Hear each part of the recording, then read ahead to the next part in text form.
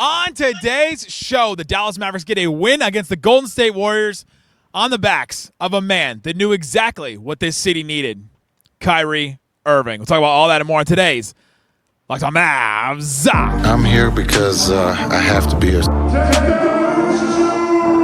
Explain yourself. Sorry. You are Locked On Mavs. Great, Rusty. Your daily Dallas Mavericks podcast. No one's dying. Part of the Locked On Podcast Network. Your team every day. Dallas is going to get a seat at the table.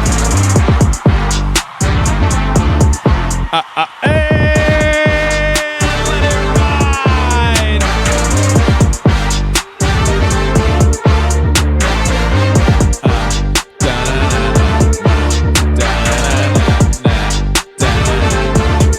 And welcome. You are locked on to the Dallas Mavericks. My name is Nick Angstadt, media member, covering the Dallas Mavericks for 10 years. Thanks for being in every day or making Locked On Mavs your first listen. Joining me, as always, my co-host, the post-game prodigy from the Great Slightly Biased YouTube channel. What you got for me, Slightly Biased? What a much needed victory. Felt that one. Much needed.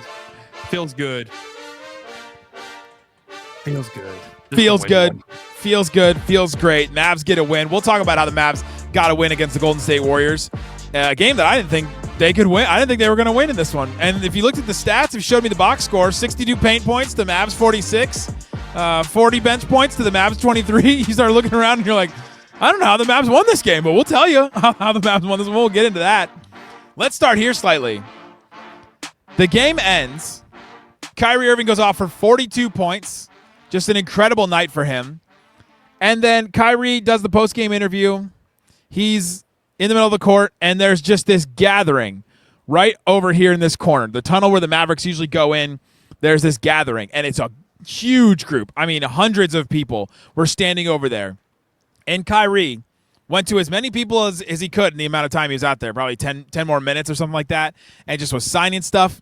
And there's a group of guys, must have been, I don't know, late 20s, early 30s, that got the hypest I've ever seen because Kyrie signed stuff for them. And they were like holding each other and they were jumping back up and down. It was like their team won the Super Bowl, honestly. It was like they were Eagles fans and their team just won the Super Bowl. They were so hyped about it. And to see Kyrie take the extra time with those fans and to see what he did in this game tonight told me one thing, that Kyrie Irving knew exactly what this city needed tonight. That he knew that this team and this city needed a win, and he knew, I'm going to put everything on the line tonight. I'm going to put everything down. 42 points, 0 assists, the Chuckers stat line from Kyrie Irving to just go out there and give them every bucket. They needed every single one of them, and I just loved the game and the performance and taking the time from Kyrie Irving tonight.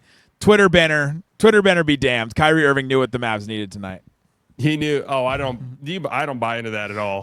There's a conspiracy that Kyrie has his Twitter banner and his profile photo are both in purple and yellow, and people are freaking out about it. And I don't buy into anything either. I mean, I know what it is, but I'm not gonna say it on here because I don't know how with YouTube's monetization stuff does. But anyways, yeah, Kyrie Irving. I mean, he's been such a leader for this team ever since he got here, and I think we forget sometimes just because of, you know, we traded for him. Like, we didn't necessarily watch his ascension in the league with him on our team, at least. And Luka was here and stuff. Like, he is a basketball cultural icon. Like, you forget about just how popular he is globally. How many people, especially Kyrie's the Hooper's Hooper. Like, how many basketball people and people who play basketball love Kyrie Irving just because of how unbelievably skillful and talented he is. And it's a joy to have him on the team. And what he's done over the past week or so has just been phenomenal. I mean, he's stepped up. He's the low man on defense. Like, I know he's guard Jimmy. The team is requiring out of him right now, and just one more game for him. You know, I don't know if he's gonna play tomorrow night or not. Honestly, I would be a little bit. I wouldn't be surprised if he rests. Yeah. And then a much well-deserved trip to the All-Star game this weekend. So. Yeah, just incredible to watch Kyrie Irving do Kyrie Irving things night in and night out. It is. It's an honor. He had that heat check in the third quarter with 7 minutes left, 3 threes in a row, and to do it in front of Steph Curry and to do it to Steph Curry, I felt was like disrespectful in the greatest way possible. Those 3 threes that put the Mavericks up 77 to 62, which I found funny. But that moment was awesome from Kyrie. He had 13 points in that third quarter. You had late in the game, Kyrie had he hit the 3 free throws. Naji Marshall got an offensive rebound. Kyrie got fouled, trying to get a shooting foul. Draymond was furious with the call, but he stood in there, hit all 3 of those free throws. Mavs are up 104-102, just absolutely massive. And a minute 47 left. Naji Marshall stands over in the corner, completely turns away an open 3, which I thought was very interesting, but kind of par for the course with what the Mavs have been doing, just driving away from corner threes. And Kyrie hits one, just a fadeaway on the right wing 3 to put him up 107-104. That was massive too. Just some huge, massive plays from Kyrie in this one. And it feels like, maybe this was on the broadcast, it feels like there's like a different look in his eye lately. There's like he kind of recognizes the moment of what he has to do. And tonight, like I saw him, middle of the game, he's barking at Spencer Dinwiddie. Like he was really like on court, telling guys where to go. And I feel like we don't, maybe I'm misremembering, but it feels like we don't see that often out of him. And, he had a couple buckets where they would pan to him. And just the look that he had was just like, all right, we're not losing this game. Like we need to win badly. I will do what is required for us to win the game. And it was a big win for the team. I mean, they really needed it for the standings, for the tiebreakers, all of it. Because you're going to be in this clump more than likely, 7, 8, 9, 10 clump. And the Warriors are probably going to be in there with you. So this was a very important game. I mean, we got 30 games left. Like it is getting towards the home stretch.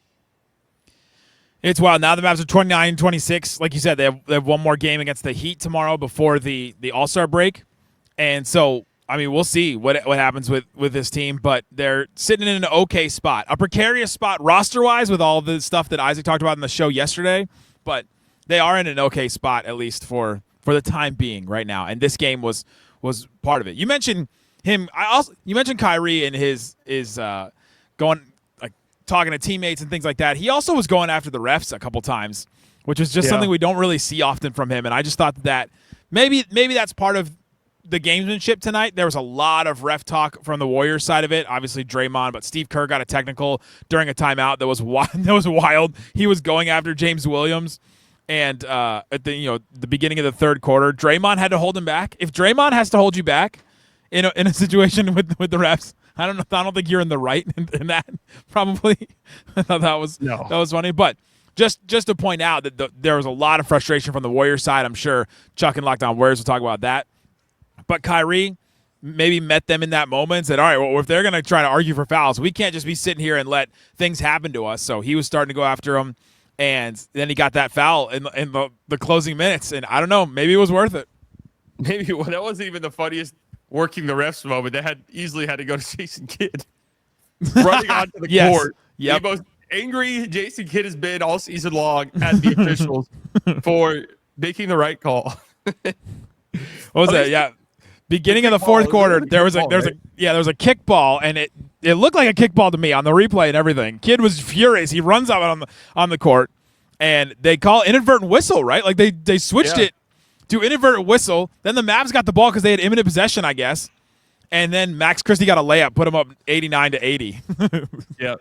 And I guess on the ESPN broadcast, I had people in my chat say that they said it was an 8-second violation, but I don't think that was the case at all. Oh, interesting. Because the Mavs broadcast never brought that up. So I don't know. Maybe it was an 8-second. I just thought that was hilarious because it was almost like the refs were like, oh my God, Jason Kidd's this mad? Like, we must have really messed this one up.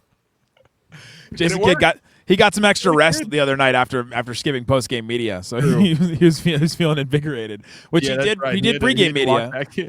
He did pregame media, so we could talk about that. But coming up, let's get into how the Mavs won this game, because I mentioned some of the stats at the beginning. It doesn't make sense that the Mavs won this game. How'd they do it? We'll talk about that and more coming up. Today's episode of Locked On Mavs brought to you by, one of my favorites, Wayfair. After the holiday hustle, there's nothing like giving your home a little TLC, taking some time, making sure every room in your house feels like it's settled, feels like it's good, putting stuff where they need it, tidying up, cleaning up, or whatever you want to give to your space. Wayfair has you covered. I've gotten a lot of furniture from Wayfair. They've sent me stuff. It's free and hassle-free delivery, even for larger items. I got that, and it was awesome. I got like a cabinet to put drinks in, to put other stuff in and things like that. Love it in my living room. There's nothing You can get everything from Wayfair. There's something for every style, every home, no matter your space or budget. Wayfair makes it easy to tackle your New Year's home goals with endless inspiration for every space. And you can see what you want before. Go to Wayfair.com and see what is available. WAYFAIR.com. Wayfair, every style, every home. Shut it down! Let's go home! Thanks for hanging out with us on Locked On Mavs, being part of the show, part of the Raccoon Squad, what we call our listeners. We appreciate each and every one of you for checking out the show. Check out our Locked On Mavs text line. It's what we call our insiders. If you want to support the show, text us, get text alerts from us, ask us questions, things like that. We all need someone. We all need a lifeline in life, especially right now, the things that Mavs fans are going through. So let me be your lifeline. Text me, and I'll be there for you. I'll be there. 214-643-8637. Slightly will not answer, but Isaac may answer as well. All right, Slightly. The Mavs won this game. Again, it didn't make any sense for the Mavs to win this game, but they did come out pretty strong in this one. And we saw a couple of times the Mavs take advantage of the Warriors and go on some runs. And I was like, oh, man, the Mavs all of a sudden are going out on runs. They went on an 11-0 run in the first quarter to put them up 15-6, and it was on the back of Klay. Klay had a couple of big threes there. Max Christie had another three, and the Mavs got out to a hot start. Yeah, and this is more of just Klay being very aggressive, especially early on in games. I mean, 17 points on 6 of 19 is not good, but I really don't care. I've said this before on the show before that I want Klay Thompson shooting shots. Like I don't like the games where he finishes with 4 or 5 shots. That's not what you brought him in here to do. And I'll take the inefficient. I wasn't hitting my shots tonight games over that. I took 4 shots games every single time, just because if he's putting up a lot of shots volume wise, the defenses have to account for that even more. So I like when Klay's aggressive. I like when he shoots the ball a bunch. And, I don't really necessarily care what the numbers say unless we get in like a very prolonged stretch of bad shooting. But yeah, I mean, they've come out the gate strong in these games. That hasn't really been much of a concern lately. No, they just needed somebody to be aggressive and to like. It's the old Tim Hardaway Jr. rule, right? Like somebody's got to go out there and take shots and be confident and make the defense pay for leaving him open, right? The still can't leave me open thing from Klay Thompson still rings true. And yeah, he missed a bunch of shots. He missed 13 shots, but the 17 that he gave them, they needed every one of them because nobody else had more than 15. Max Christie had 15. Brandon Williams had 12 off the bench. Everybody else didn't give him much. So like you just needed 17 in some way from Klay, whether it was going to be efficient or not. Yeah, I mean, it's like you said, it's just the Tim Hardaway Jr. thing. We were always like, yeah, I know everyone wants him gone. Everyone wants to replace him. The reality is volume shooting is an important thing to have on a team. And Klay fits the bill. And then also he's a professional. He's been there. He kind of rises to the moment, similar to Kyrie at times. And even his passing and stuff, like he does a good job. Like sometimes the Mavs have a problem getting the ball to Kyrie Irving whenever he's getting hounded and they're trying to, deny a pass. And Klay's very good at playing off of Kyrie and knowing where to give Kyrie the ball and where Kyrie wants the ball. I think that comes from playing next to a guy like Steph his entire career. So it's just important to have those two on the court and, the veteran presence, especially during such a rocky time like this. That little 2-man action. And Jason Kidd said before the game, everybody's playing center tonight. Klay Thompson, everybody needed to gang rebound. Klay Thompson got 7. The Mavs got out-rebounded a ton, but, 7 boards. You'll take it from your starting, 3? Starting 2? Starting whatever he is. I guess Mavs don't have numbers anymore. There's just nobody's tall enough or short enough to have everybody's just out there. Everybody's a basketball player. Everyone's just playing. This is truly positionless basketball. Honestly, Kyrie was guarding Quentin Post at times. Like Kyrie was probably the 5. Like if we're just going, if you're operating under the defense, your position is you are what you defend. Yeah. So Kyrie was like the Mavs center tonight when he was on the floor, point center. We mentioned some of the stats. The rebounding was one of the stats that if you just looked at the box score, this game would make no sense. 51 rebounds for the Warriors, 18 offensive rebounds. The Mavs only got 8 offensive rebounds and 38 points. The Warriors scored 33 second chance points off of those rebounds. The Mavs only scored 11. I mentioned 62 points in the paint for the Warriors. Mavericks only had 46. The 40 points off the bench for the Warriors, 23 for the Mavericks. Points off turnovers was 21-14 or 21-20. Turnovers was 14-14. It was like, where did the Mavs actually create an advantage? Because it just looked like every single box the Warriors were creating advantage. I guess it was just threes. The Mavs had 15 threes. The Warriors only had 10. And that was kind of where they made up for a lot of things, which is hilarious, to make more threes than the Warriors and to beat them at that game a little bit. Yeah, I mean, that was the game right there. 15-point difference in 3-point shooting for each team. Mavs made 5 more. 41% for them, 28% for the Warriors. And that's what was needed. And that's what's going to happen during this however long stretch you're going to be without a center for, because it's you're going to get out rebounded. You know, teams are going to punish you on the boards. Even a team like Golden State, who, I mean, how many minutes did Quentin Post finish with tonight? Barely any. Not many. Yeah, right. 11. How many minutes did Kevon Looney? I mean, 12 minutes for Post, 15 minutes for Looney. Looney had 8 rebounds in those 15 minutes. So they were playing small as well, and you still got crushed on the glass just because, you know, at least Draymond is somebody who's accustomed to playing small ball 5 and stuff like that. Like, you're just Kessler Edwards is your guy on the glass defensively. Like, that's just going to be difficult. So you're going to have to knock down threes at a high clip, and the Mavs did that. Did a good job not turning the ball over as well. And, you know, that's how you're going to have to win games like this. Because, again, like you said, you look at some of the other peripheral stuff, and it's like, usually supposed to lose these games, but it really did come down to the 3-point shooting.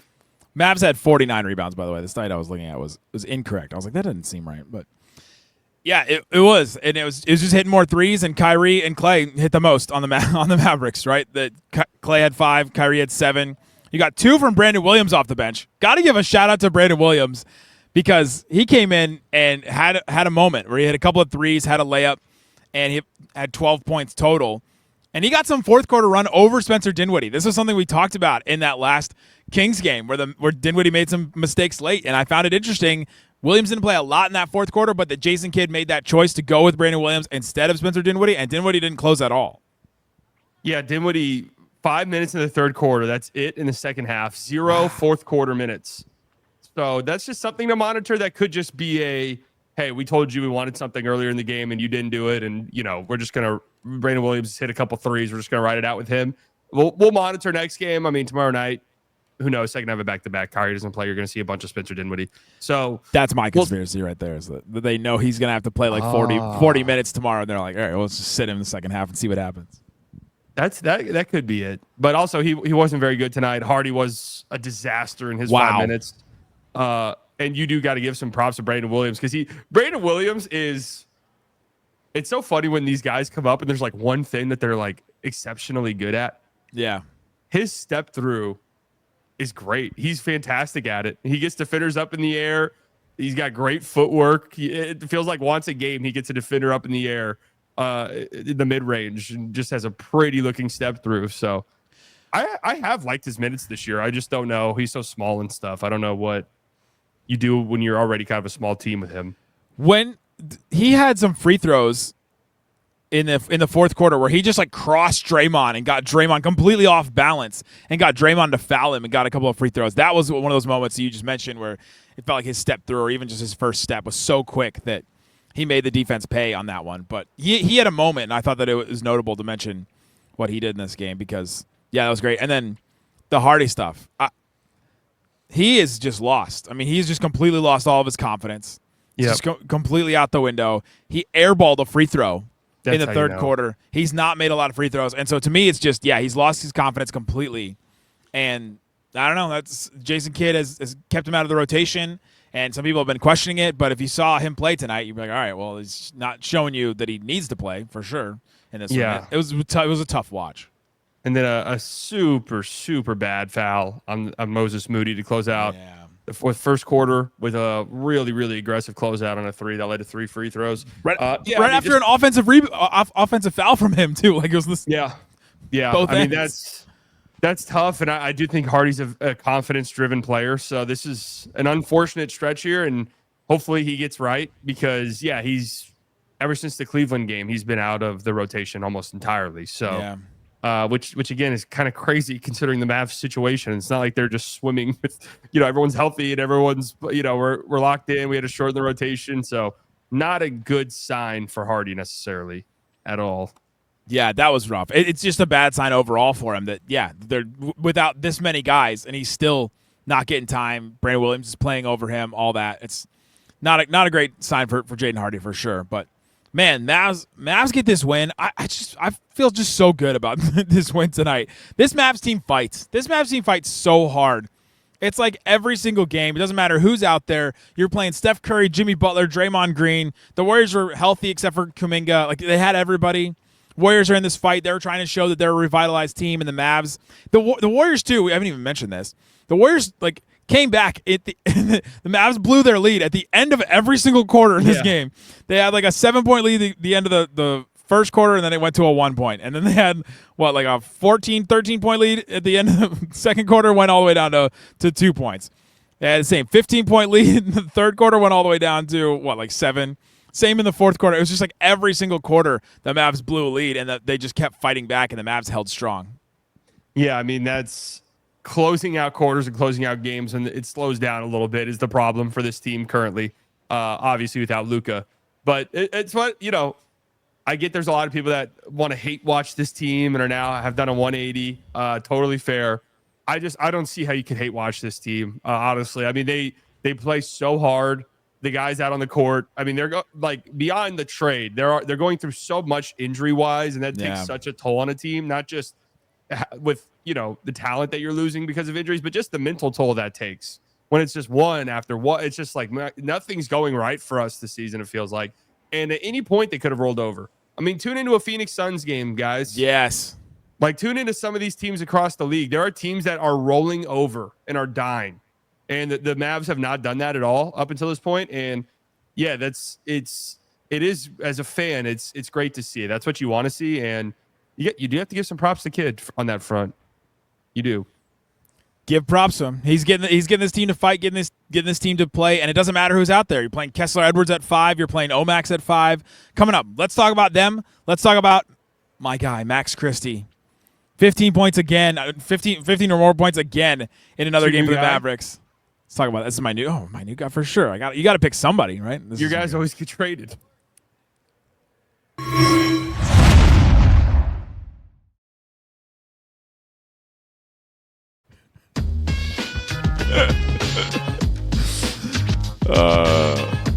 Thanks for hanging out with us on Locked On Mavs. All right, Slightly. Let's get into my guys. Always do get traded, don't they? It feels like every single. Dorian was my guy. He gets traded. Quentin Grimes, my guy. He gets traded. Oh my gosh. All right, Max Christie. 17 points, 5 boards, 4 assists. Gets the start. Couple of turnovers on a really bad one late, but made up for it with some clutch free throws in this. I'm just loving what I'm seeing from Max Christie. He can just do so many things. He was billed as a 3-and-D guy. I feel like we do this every game, but I'm going to do it again. He was billed as a 3-and-D guy, a really good 3-and-D guy for a team, but he's shown so much more. He had a pull-up jumper off of Kessler Edwards screen with 4 minutes left in this game to make it 101-97. That was massive. He hits open threes. He's just awesome in what he does. He did have that late turnover that was absolutely brutal for the Mavericks, made it a 1-point game with 1:30 left, but another 15-plus point performance for him. He's scored 15 points in every game he's played as a Maverick. He's been awesome, man. That's honestly crazy that he scored 15 in every game. And yeah, I mean, and then even the clutch free throws there at the end, Draymond's talking to him in between free throws, knocks him down, cold-blooded. I was like, man, this is a Mavericks. Welcome to the Mavericks thing. Missed one of the free throws here, and we all have to just go, here we go. The game has gotten very intense. But no, he's just been phenomenal since he came over here. And that is, I don't want to say the good thing, or that is one of the bright spots of one of the glass half full things of when you're missing so many guys is it's just like, all right, Max Christie, here you go.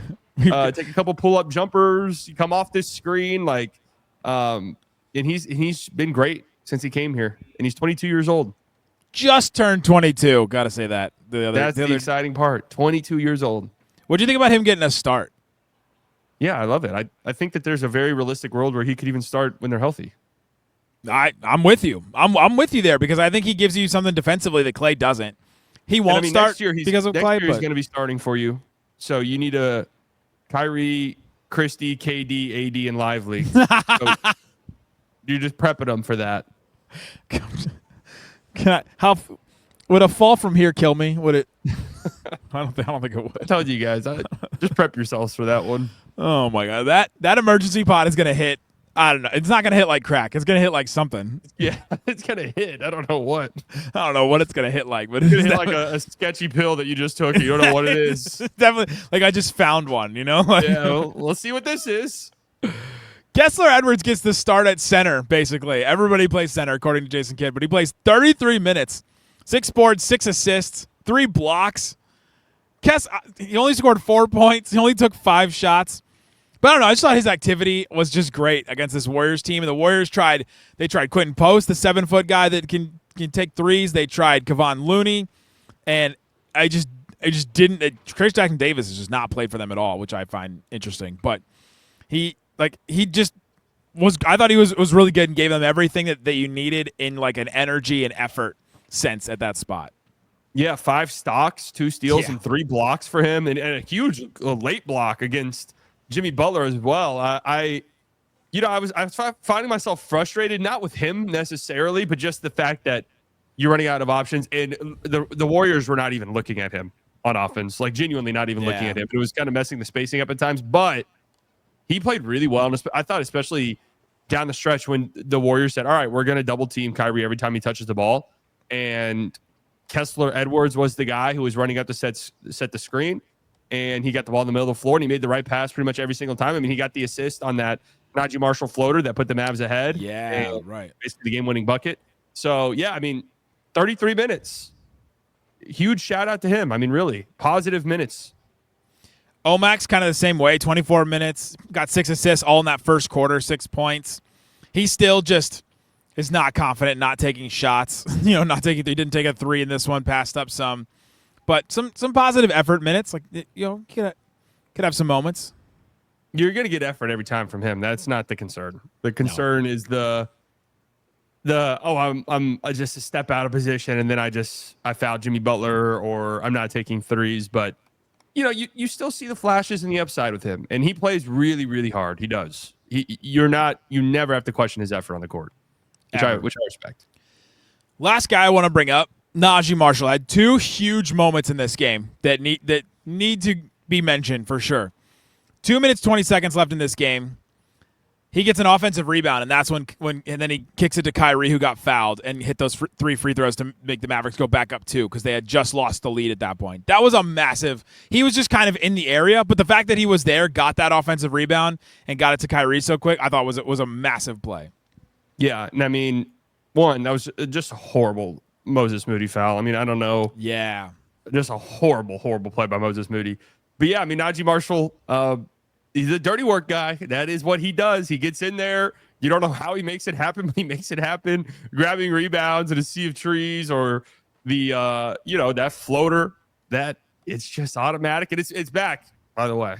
We've been monitoring the floater. When he came back at first, it was like, it kind of feels like Naji's lost his touch a little bit, but it feels like it's back in a serious way.